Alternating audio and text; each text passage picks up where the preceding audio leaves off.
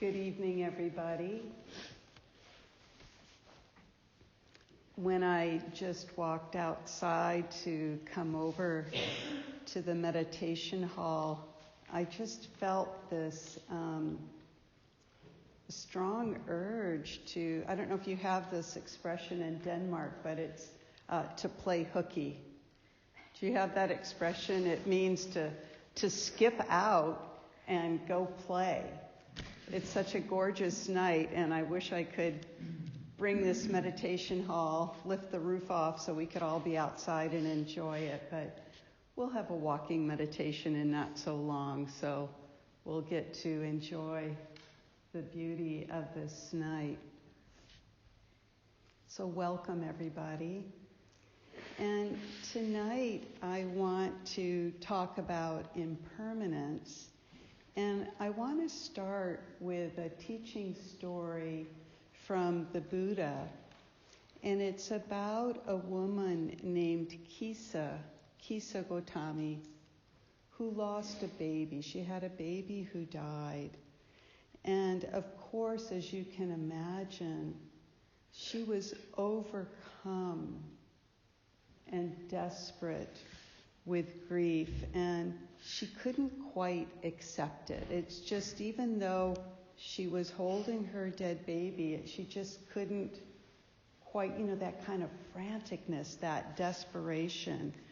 So she carried her dead child around from spiritual teacher to another spiritual teacher, from healer to healer, looking for somebody who could please revive her child, bring her child back to life. And someone sent her to go talk with the Buddha. So she went to the Buddha and she begged the Buddha, "Can you bring my child back to life?" And he said, "Okay, but first I want you to go and collect mustard seeds for me." So he sent her off to collect mustard seeds, and just as she was leaving, he said, and I want the mustard seeds to be from a house who hasn't been touched by death. So she went out into the village. She went to one house, got the mustard seeds, and started to rush back to the Buddha, and realized, oh, I forgot to ask, has your house been touched by death? And the woman replied, yeah, my father died 2 weeks ago. So she went to the next house, got the mustard seeds, and then she was so eager to rush back to the Buddha with the mustard seeds that she always had to kind of stop herself to ask, oh, and has your house been touched by death? And this time there was a man who was angry that she was asking that. My wife just died. How dare you? Come here. So she went from house to house to house, trying to find mustard seeds from a home who hadn't known death. And so, of course, she was touched by this heavenly messenger, not only the death of her child, but this deep understanding and realization that it touches everybody, that this is the nature, that impermanence is the nature. So she went back to the Buddha with this realization, with her heart pierced. Her heart was pierced both by this deep understanding of the death of her child, but the death of everyone, that this happens to each of us. So her heart beat just so pierced, she bowed down before the Buddha and asked to be ordained as a nun. And she dedicated her life to the service of others, to this awakening.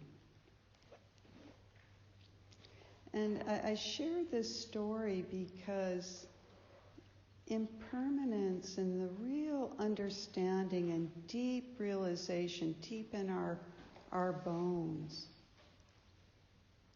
it can lead us on a path of awakening. So impermanence, or anicca, it touches all of us, and it's one of the 3 marks or characteristics of all existence. And the Buddha taught about these 3 marks of existence in one of his earliest teachings. And a lot of his discourses, you'll see this thread of impermanence that runs through it, as well as the other marks of existence. Dukkha, which is that kind of unsatisfactoriness or suffering, and the teachings of no self, anatta. And Bob's going to talk more tomorrow night about this teachings of no self, or the ownerless nature of things. And of course, impermanence is something that we've touched on a number of times already on this retreat, and I'm imagining tonight's not going to be the last you're going to hear about it.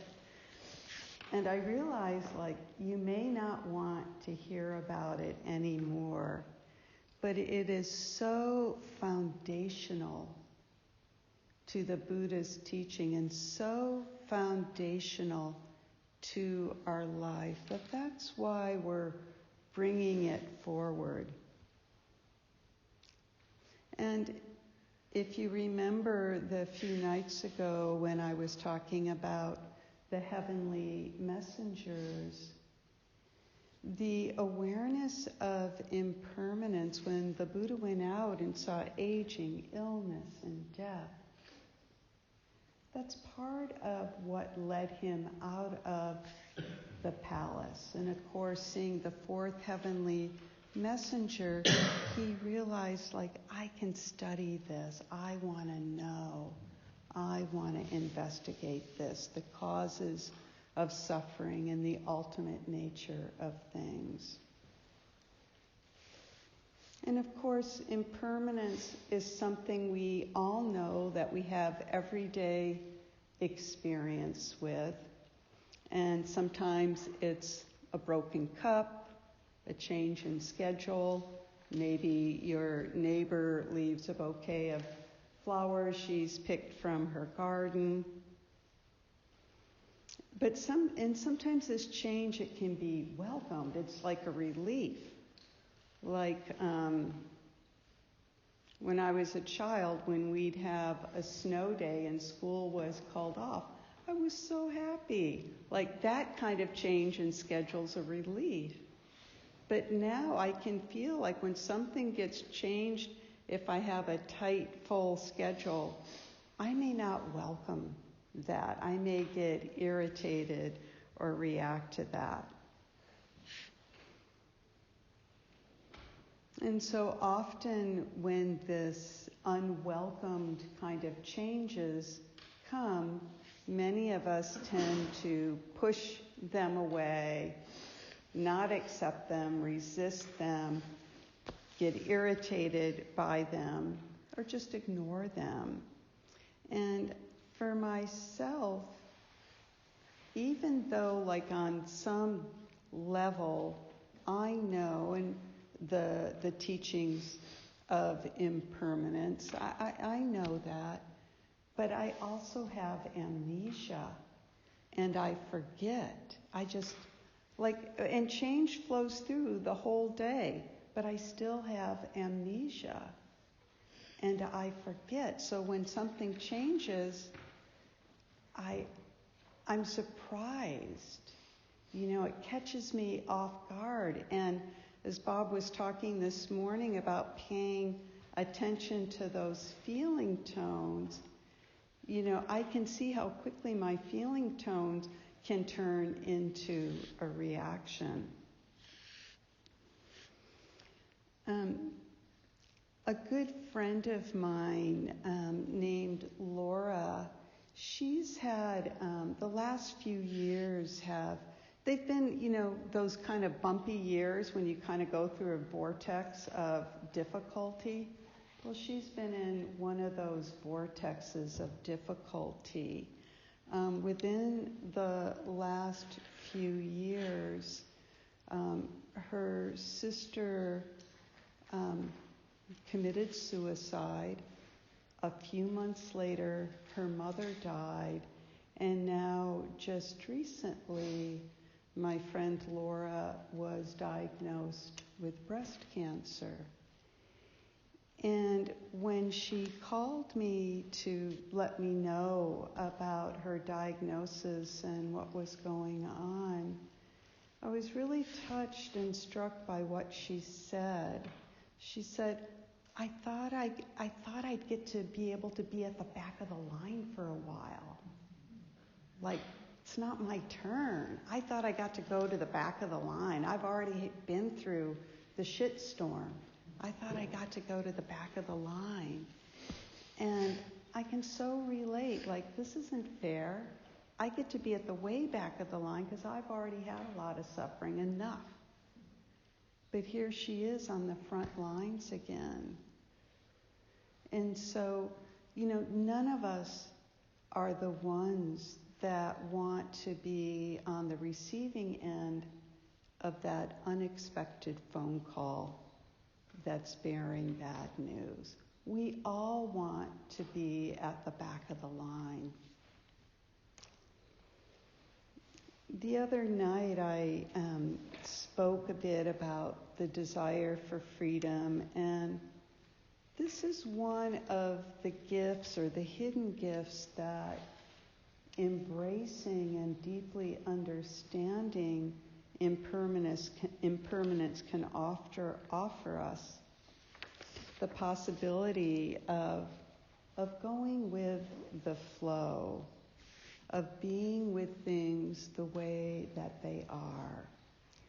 But this is much easier said than done. It sounds good. Go with the flow. Be with things as they are. Just accept things. It almost sounds like a platitude. It's just so much easier said than done. And it's not easy to accept the things that we don't want, the things that we don't like. But as we are discovering this resistance and pushing away what's already here, causes more suffering. It doesn't free us from suffering. So if we can begin to learn, how do I open and allow myself to surf the waves of change?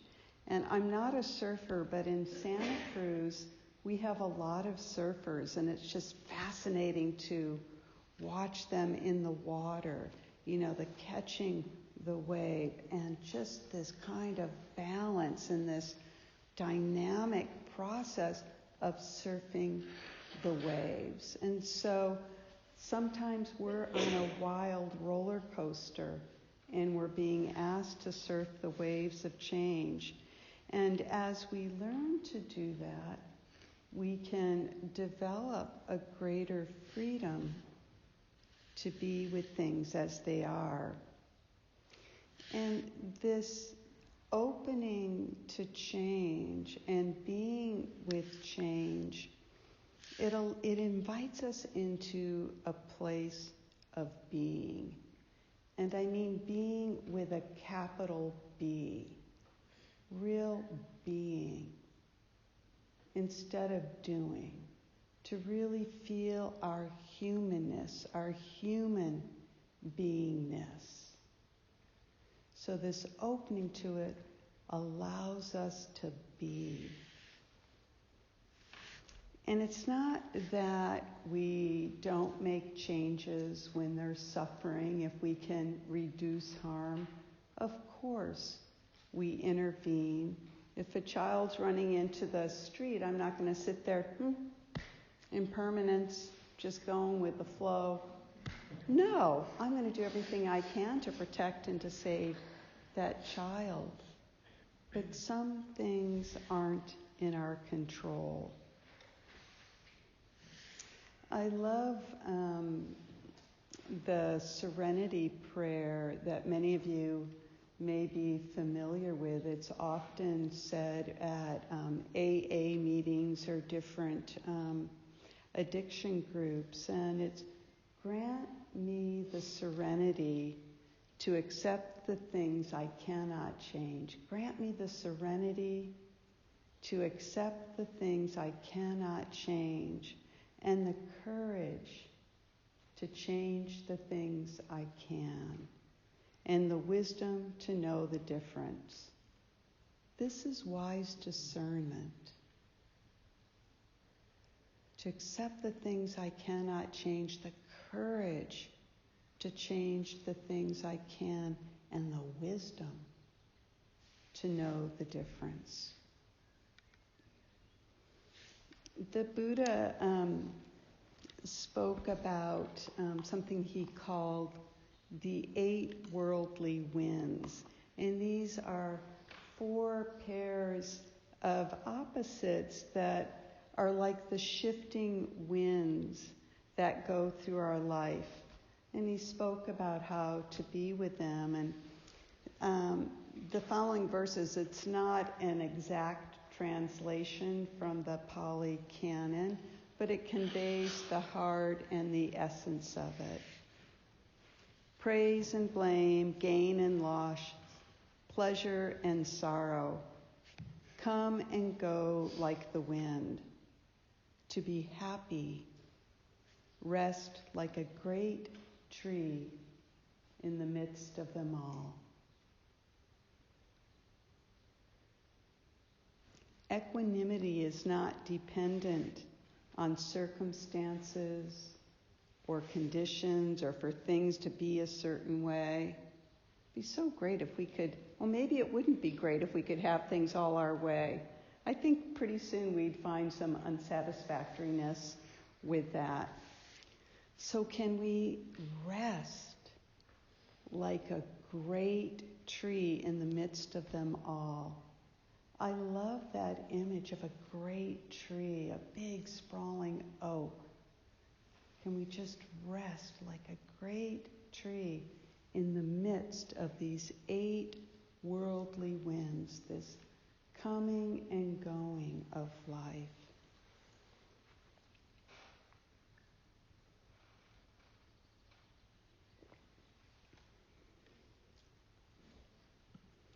There's a gentleman named Seng San. He's the 3rd Chinese Zen patriarch, and he starts his collection of verses on the faith of mind with these words. He says, "The great way is not difficult for those not attached to preferences." The whole collection of verses, there's not too many, are just beautiful. But even if you only read that one line, it contains so much. The other ways I've heard it is the great way is easy for those who have no preferences. So as we engage with the practice of mindfulness, the truth of impermanence begins to penetrate our awareness more deeply and begins to seep into our very bones. The breath coming and going, sounds arising and falling away, sensations rippling throughout the body. We all have firsthand experience with this.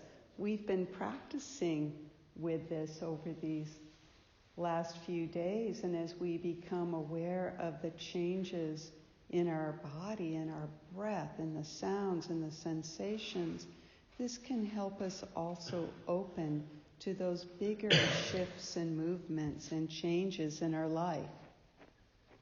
This change is the sea that we swim in. Things change, situations change, jobs, relationships, finances. There's so much shifting. Even nature shows us, day turns into night, the seasons come and go, and in a few days, this retreat will have come and gone. So this change is part of us, part of our life. And even as I speak and as I'm sitting here, the molecules in my body are rearranging themselves. The cells in all of our bodies are in flux. They're rearranging, they're being replaced. So the body that's sitting here right now won't be the same body that's sitting here tomorrow morning. All this change is taking place. It's all going on. So both within us and everything around us is impermanent. The trillions of cells that make up our body, to all the multitudes of processes that create thoughts and emotions, our reactions and our opinions and beliefs. In some ways, I find this hopeful because I've got a few habitual patterns that I'd be happy to grow out of, but somehow they keep coming back, and I find, there's the stubborn one.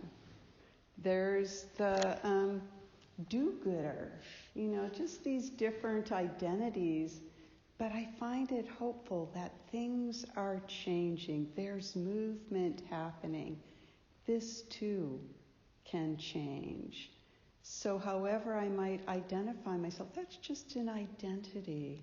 It's not really who I am, and that can change too. I think that's just so hopeful.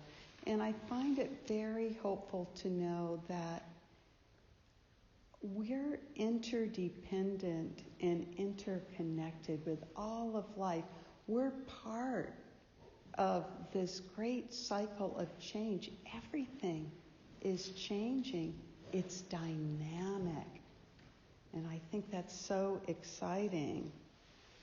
So if we can open to this impermanence and surrender to the larger flow and the fabric of life that we're part of, there's freedom to be found.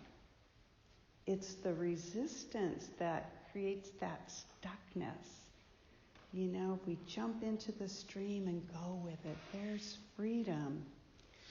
And when we feel that sense of opening to change and surrendering to the larger flow and fabric of life, we can tap into the very vastness, the boundlessness of our nature. The pulse of the universe is dynamic.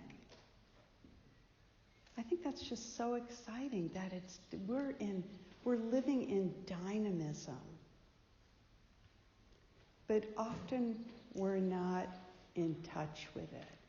And if we can be in touch with that dynamism that's always here, always moving, it can bring a sense of aliveness and freedom. Everything's being created in this moment, arising and dissolving, arising and dissolving. It's all new. And this is something that we can experience, we can inquire into, we can investigate, we can know for ourselves this aliveness, this dynamism. It's not just words, it's right here. and it's available for us to inquire into.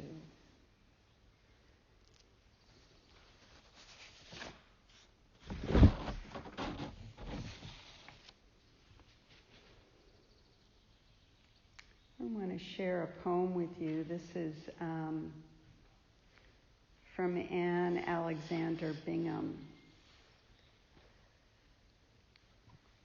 To know that the atoms of my body will remain, to think of them rising through the roots of a great oak, to live in leaves, branches, twigs, perhaps to feed the crimson peony, the blue iris, the broccoli, or rest on water, freeze and thaw with the seasons.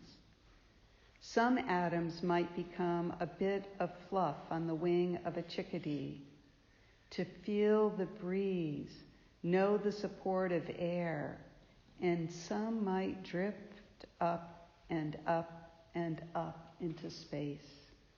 Stardust returning from whence it came.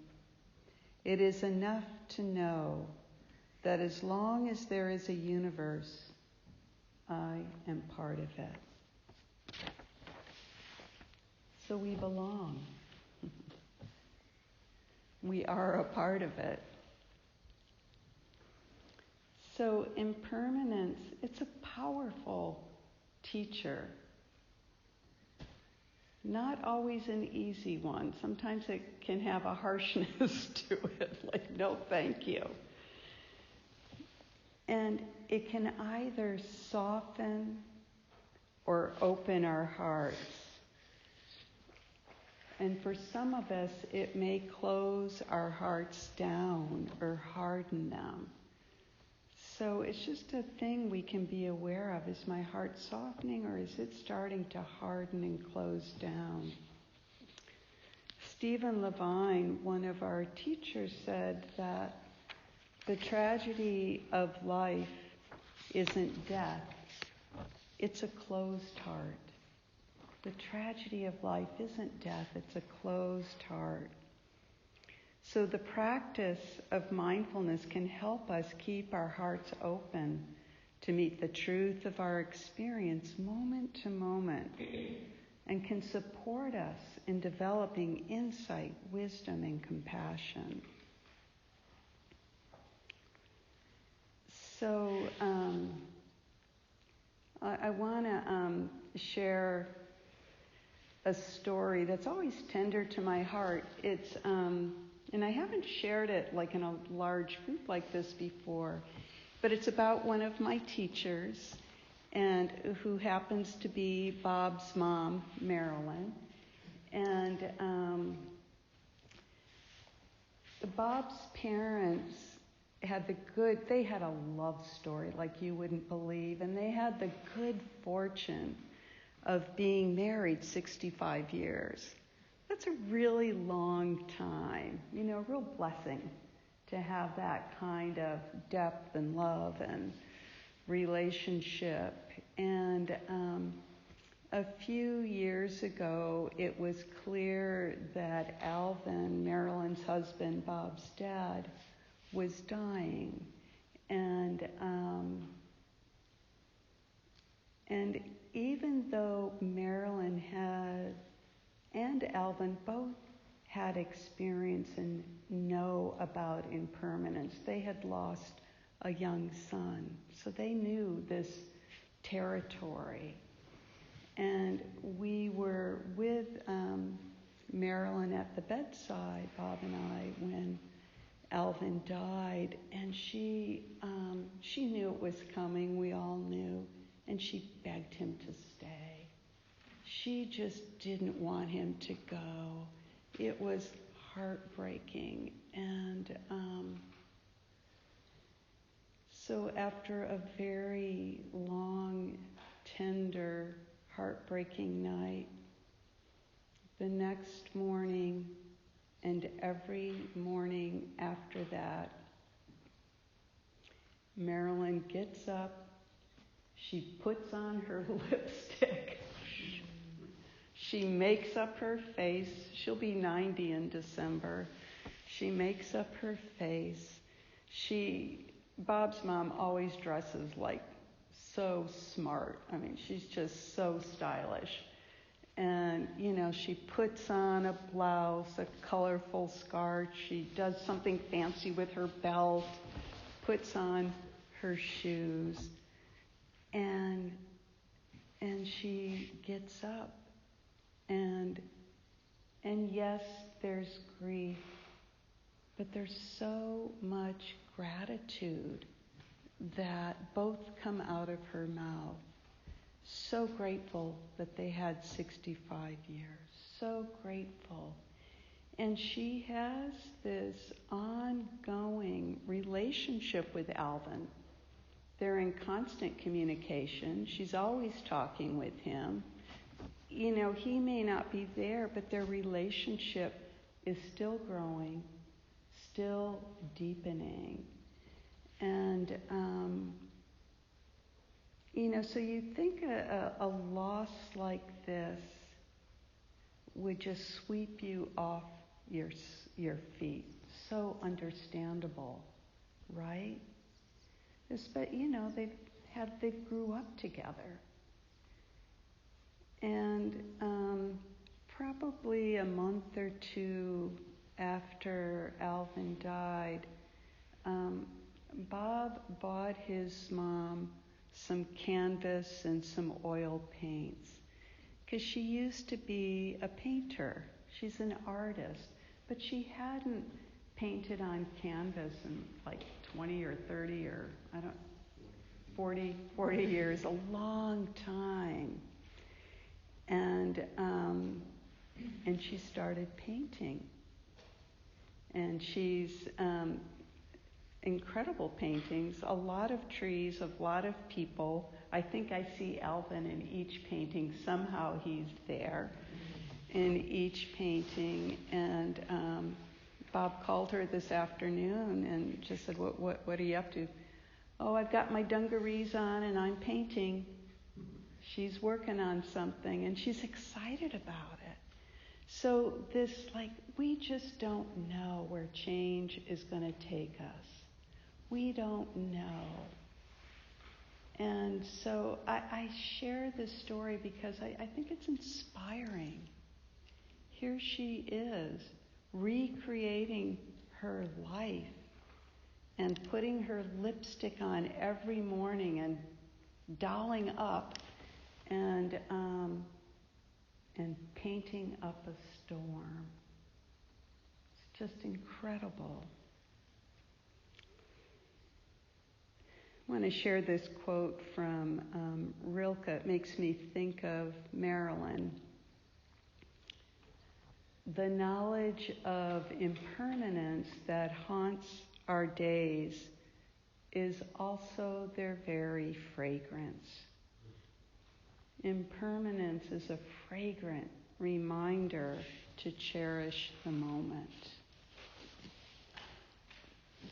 So often tucked somewhere, sometimes deep, deep into the basement of our consciousness is the awareness that this breath, this body, this life is also impermanent. That one day I too will die, my loved ones will die, the people next to me will die. And some of us know this very intimately from our own experiences. And for some of us, it's more distant knowledge. It's in the basement. And the Dalai Lama reminds us that the awareness of death is the very bedrock of the path. The awareness of death is the very bedrock of the path. And until you've developed this awareness, all other practices are obstructed.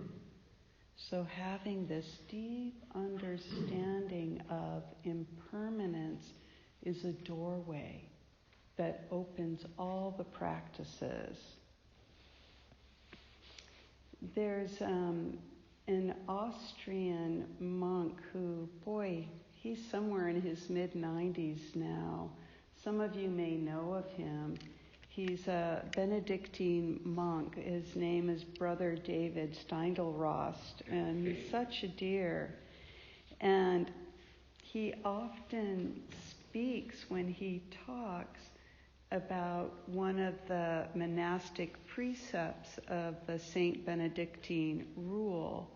And the precept is, have death before one's eyes daily. And this isn't like a threat or a morbid preoccupation, but it's an invitation to live fully here and now, to have death before one's eyes daily as a steady reminder of the preciousness and fragility, the exquisiteness and the vulnerability. And Brother David, who, if you ever get to see like a video of him or see him in person, his heart just speaks so loudly. And the primary thing he speaks about is gratefulness. And it's this awareness of have death before one's eyes daily that has brought him to this practice of gratefulness. So it's a tall order how to live with this understanding of impermanence and navigate the changes. Not easy. We have a friend, his name is Frank Ostaseski, and he recently wrote a book, The 5 Invitations. And it's a beautiful book, and Frank's a beautiful teacher. And I think he outlines in a way how to live with the knowledge of impermanence, how to work with it, how to live with it. So I'm just going to briefly share his 5 invitations because I think they're useful. And his first is, don't wait. Like, right? Now is the time. And as Thich Nhat Hanh says, this is it. Like, this is it. So, don't wait. I had a student in an MBSR class, I may have shared this with some of you, who said, you know, I had a birthday, I just turned 21, and now I'm 45.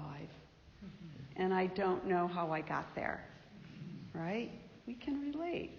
So don't wait. The second invitation is welcome everything, push away nothing.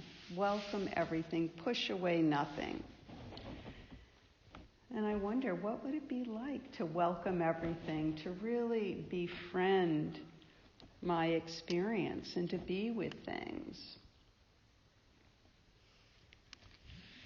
I, in my work at hospice, once took care of this beautiful gentleman who was also an artist like Marilyn. And it's really what gave him meaning, and it's what he liked to talk about when I visited him. But as his illness progressed, he got to a place where he couldn't, his art was making fountains, where he couldn't do that any longer. He didn't have the energy or the strength or the capacity.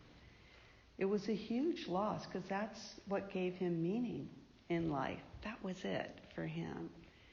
And I just said, so, you know, how is this how are you being with that? And he said, talk about welcome everything. He said, my illness is my monastery. So his illness became the meaning for him. That's where he found it. It was his monastery. The third invitation is to bring your whole self to the experience. And really, when you think about it, this is mindfulness practice, paying attention on purpose in the present moment. Bring your whole self. The part that has lipstick on and the part that's not wearing any lipstick. Just bring your whole self to the experience. The fourth, I really love this one. Find a place of rest in the middle of everything. Isn't that beautiful? Find a place of rest in the middle of everything. And I think we can learn from our own heartbeat that between the beats of the heart, there's a tiny little fraction of rest where the heart refills with blood before it beats again and pumps the blood. So find a place of rest in the middle of everything. It's that pause between the stimulus and the response. And then his fifth invitation, cultivate don't know mind. Cultivate don't know mind. You know, we all want knowledge, but knowledge isn't necessarily the same thing as wisdom. And wisdom can be found in not knowing.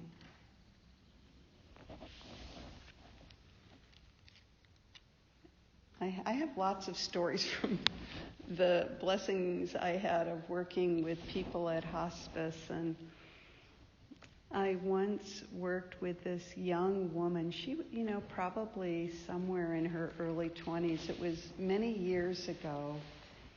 And I don't remember a lot about her diagnosis or all of that. But I know she had a very limited prognosis.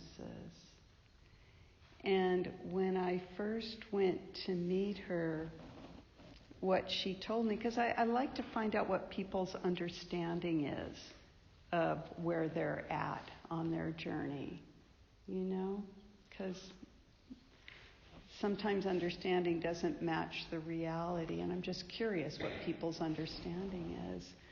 And she said, at all times, all things are possible. I loved that. Like at all times, all things are possible. Talk about understanding impermanence deeply. Don't know mind. I don't know what's going to happen here. I've got a poor prognosis. I don't know. All things are possible at all times. I just found that so brave and so such a teaching about we really don't know, but to remain open that all things are possible. Wendell Berry says that never forget we're alive within mysteries.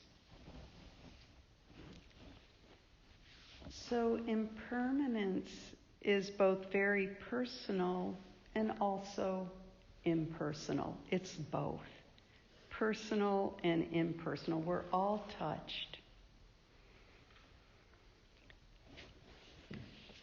I'm just looking at the time and seeing what I might want to edit here. I think I'm in good shape.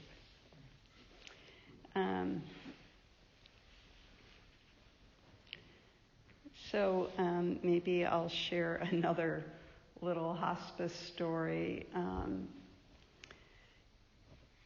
Over the years, I've had the opportunity to participate in many large gatherings. Our hospice would hold an annual memorial service every year and invite anybody in the community who suffered a loss to come. And part of I would call it the heart of the service, people were invited to come forward, light a candle, to say the name of their loved one, and to light a candle. And there's something so touching about person after person coming up. This is for my sister Sue. This is for my daughter. This is for my brother. A woman getting wheeled up in a wheelchair. This is for my husband. Sometimes a family of 15 would all walk up together and light a candle for a beloved matriarch. You know, children would come up. People would light candles for their dog. We had a lot of hamsters on the altar. And there was something very dear, very personal. This is my loved one who I'm remembering. And there was this impersonal, like this is our shared humanity. We all know this. And this is for those of you who are teaching mindfulness-based classes, this is what we see in the classes. The sharing of humanity. Oh, I have anxiety. Oh, you have anxiety. I'm not sleeping at night. I'm dealing with depression. We begin to see I'm not alone. And by knowing that, it begins to release some of the shame, some of the blame that we have. And it's really quite something to watch that process unfold.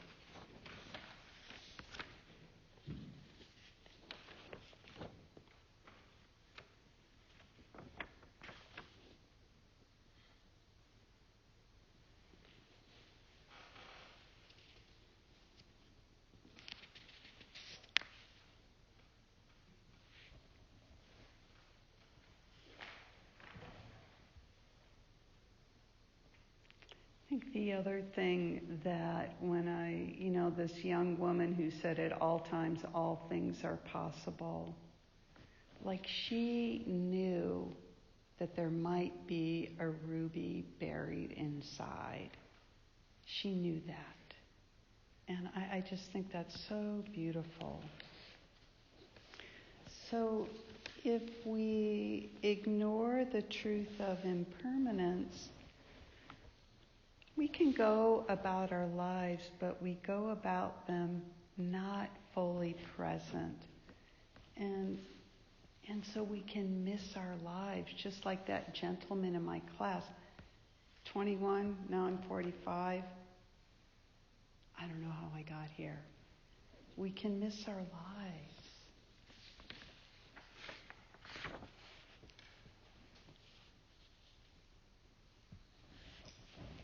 So impermanence can be an ally for awakening.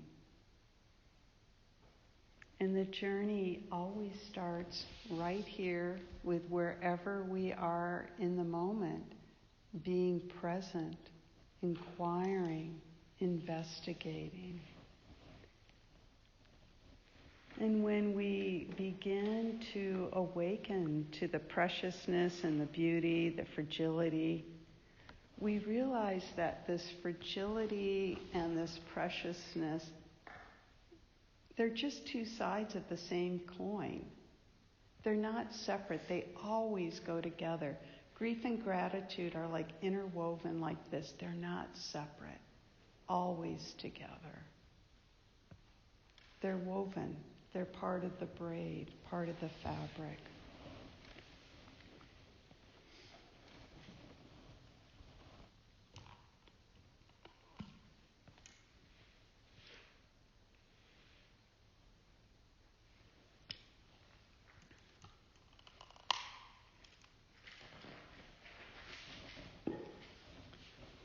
So I don't know if you remember, but the first night I mentioned that the words of wisdom from my friend Jane, when she asked me if I was ready for this trip, and I said, not at all.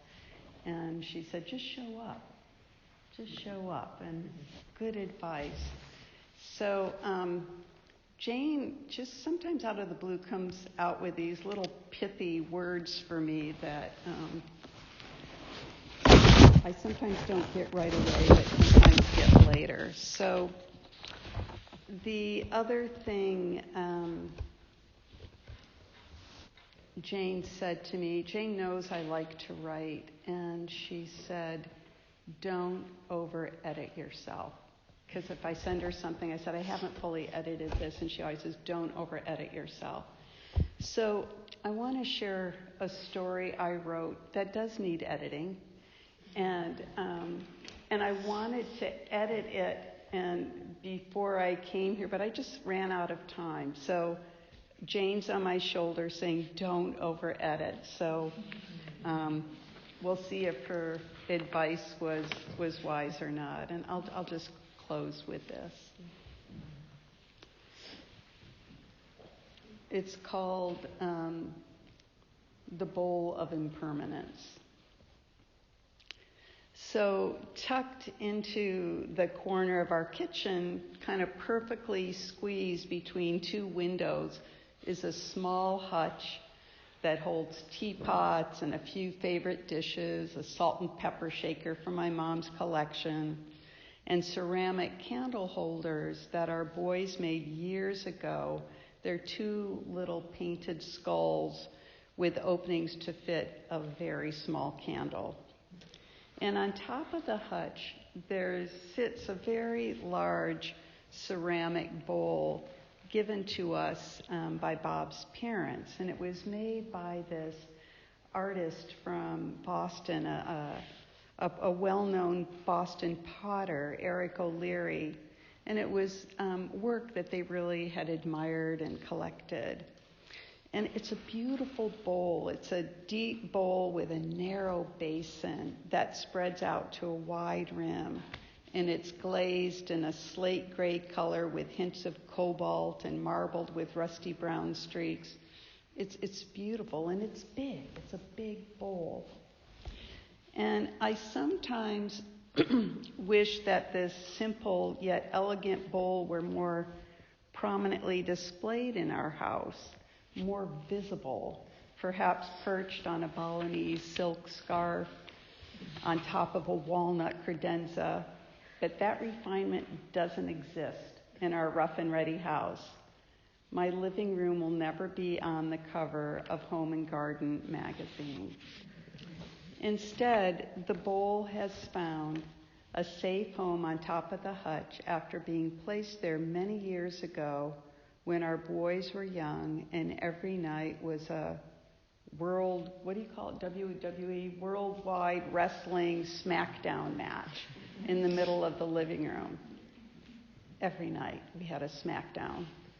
And someone always got hurt, usually Bodie, and often something got broken, a lamp, vase, a Lego masterpiece shattered.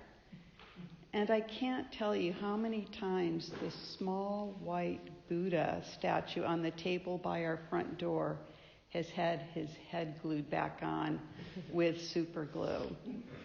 I guess that's what's meant by impermanence. Children and dogs taught me that everything in my house was disposable. But I hoped this bowl could have a longer life and not be part of our collection of chipped mugs and ugly goldenrod plates. Also a gift from Bob's parents, only kept out of guilt, and Bob's penchant for function over form. This bowl is a keeper whose real value has grown over the years. Even though the bowl is not practical for a serving bowl, it has a special, almost ceremonial use in our home. This bowl has become a sacred container for birth announcements, baby pictures, birthday cards, graduation announcements, wedding invitations, obituaries.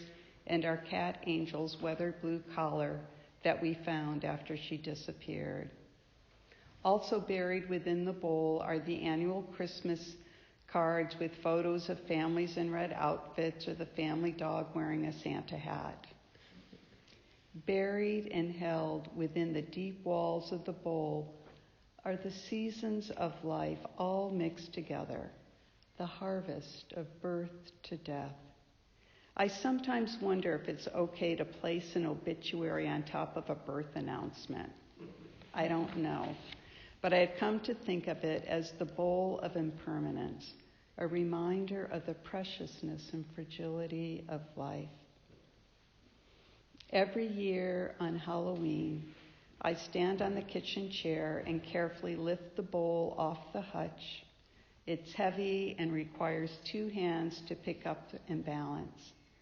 I blow a year's worth of dust off the top and begin to find the memorial cards, some with Jesus or Mary on one side, faded obituaries, the smiling face of my niece Biz, who died a few months after her 22nd birthday, my high school friend Moira. Then there's Alan, Tim, Daisy, Bob, the grumpy neighbor next door, and on and on and on. I walk around the house gathering pictures of my parents, grandparents, Bob's grandparents, father, his younger brother, and begin to set up the ancestor table. Every year there are more and more, the twinge of fresh grief as we place someone new on the altar. The altar is crowded now. The bowl is full. And yet I know there are more to come, and the bowl of impermanence will receive them all.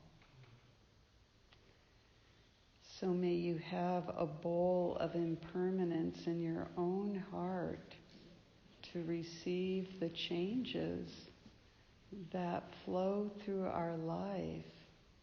And these changes can also open up to beauty and joy and freedom and mystery and vastness. So let's just sit for a few moments.